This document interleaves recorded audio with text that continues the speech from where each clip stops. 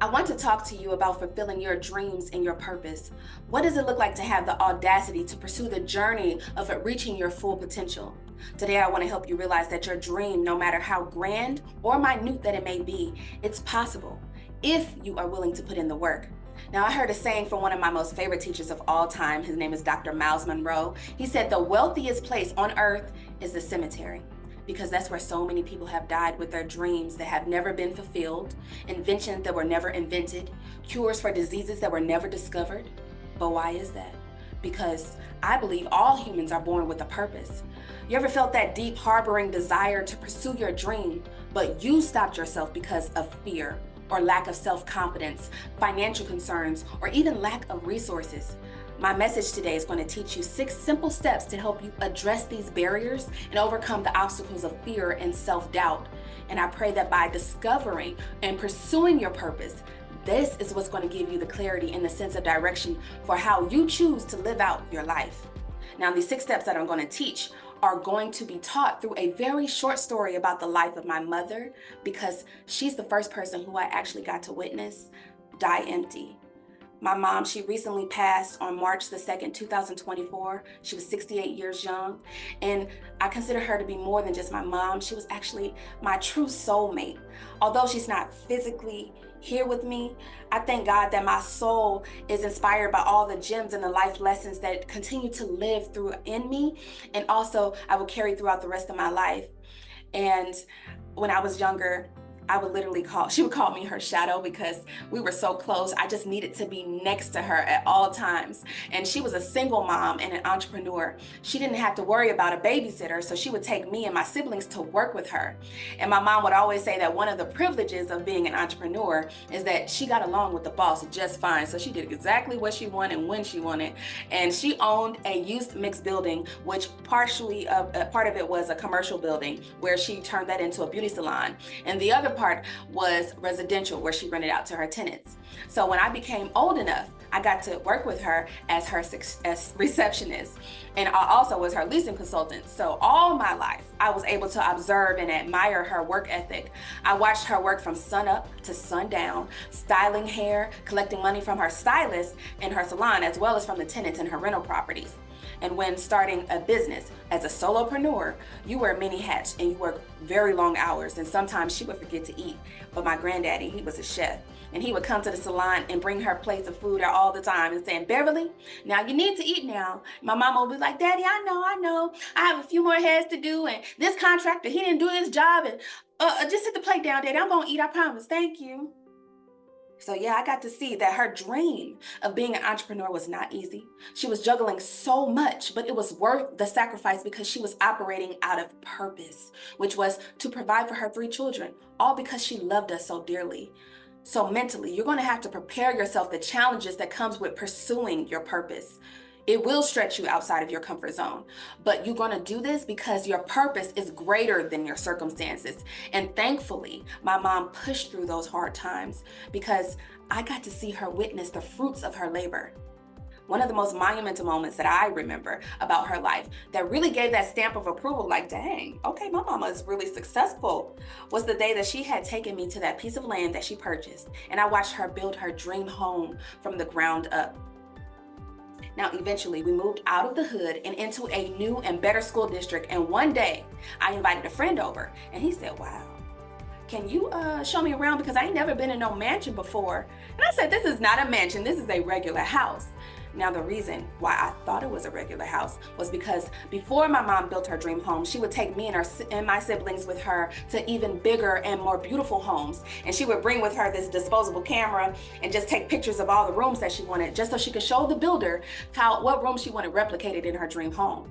And so, yes, I thought that was regular until my friend said, "Well, my house don't look like that." Because where we grew up, it was more normal for us to see an abandoned house on every block or bars on the window. And above us, we would hear helicopters at night searching for criminals. But because my mom had taken us out of that environment very early, I unknowingly was conditioned to dream bigger, to see what was possible. My mom didn't allow her humble beginnings to dictate her outcome of her life. I remember my mom, she only had completed a high school education, and she told me maybe a semester of college. So that just sparked my curiosity. I just wanted to know, how did my mom go from doing hair and use that money to purchase 4 multifamily properties? So one day I sat her down in the kitchen. I said, Mama, how did you become so successful? And so she told me. She first made the decision that she wanted to do hair. And then she went to cosmetology school and got the training. And once she got certified, she began working in other people's salon. And that is what gave her a desire to shift what she wanted. And she began to invest in herself because she decided she now wanted to own her own salon. So she got the training from an instructor who had his own salon, and he taught her everything that she needed to know to start her own business. And then my mom began searching, and she found an abandoned building that she thought was perfect to start a business. She did some digging and discovered that a bank owned the building. So she negotiated with the bank and talked them down to a lower price than what they asked for. Now, through her network, she met a man who sold salon equipment. The problem was she didn't have no money. But because of who she knew, he allowed her to fill up her salon with all the equipment that she needed based on a promise that she would pay him back. And when her salon was ready to open for business, she was so nervous because she got started, but she didn't have any customers yet. So she did only what she knew to do, which was to pray.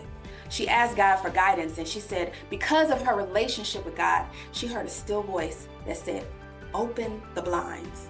And the moment that she opened those blinds, she said someone walked through the door. And then another person walked through the door. And then word of mouth began to spread that Beverly knew how to do some hair. And just like that, she was a profitable business owner. But then I said, well, Mama, how did you begin investing in real estate? And she said, well, she grew up with her parents being landlords. So that's what she knew, but she didn't understand how to purchase properties of her own. So she got the training. She went to real estate school that taught her the education that she needed and how to buy the property.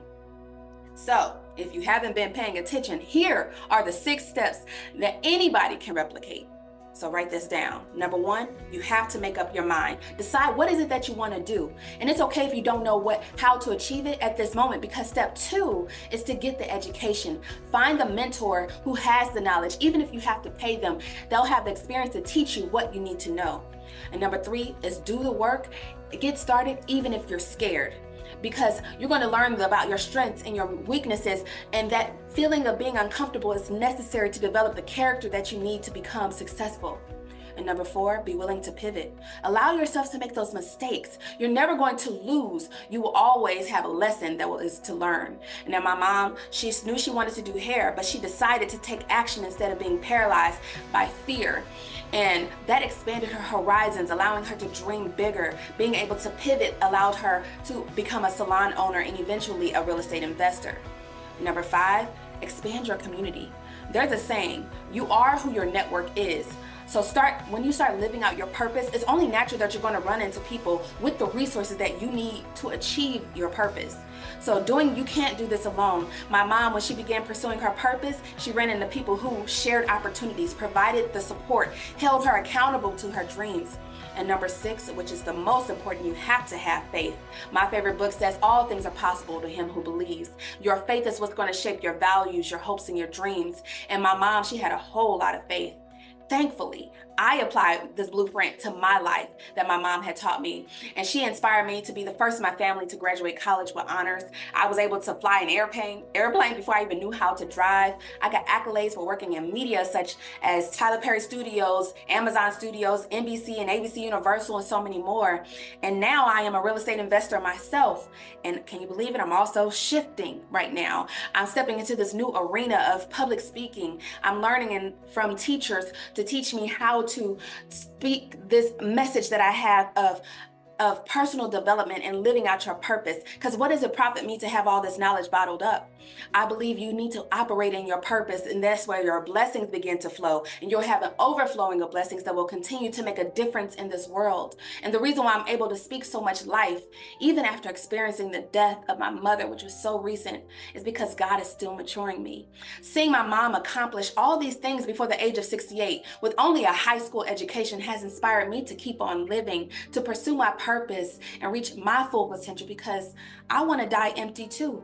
And as long as you still have breath in your body, it's not too late to stop living in fear and start pursuing your purpose. Continue to work on yourself. Continue to develop yourself. Invest in your dream. Learn how to master your gift. And when you feel that moment of self-doubt, you need to redirect your thoughts and pray. Ask God if you need wisdom. He said He's willing to give it to you willingly. Knock and the door will be open. Seek and you shall find. Ask and you shall receive. These are not just cute affirmations. These are God's promises. But you have to have the audacity to pursue the dream. So can you believe that your dream was given to you for free? But that work is sold separately. You have to apply the work to fulfill the dream. Prepare your mind for the hard times, because I've seen my mom cry, wanted to throw in a towel, but after a night full of tears, the next day she got back up and gave it her best shot. So when you're tempted to give up, don't you dare. Because Romans 5 verse 3 says suffering is what produces perseverance, and perseverance produces character, and character produces hope. Speak these biblical promises over yourself. Change the perspective of your mind to know that hard times is necessary to experience a transformation, and you will never have a testimony without being tested first. So I ask you, what is your purpose? Pursue it, protect it, and know that help is what's going to help you is to think outside of yourself. Your gifts are not for you. We are waiting on you to answer the calling. That time, the effort, and the sacrifice that you are going to make towards pursuing your dreams will be helpful in the end, because the goal is to die empty. And I pray that when it's your time to go home and be called to the Lord, I pray that God says, well done, my good and faithful servant.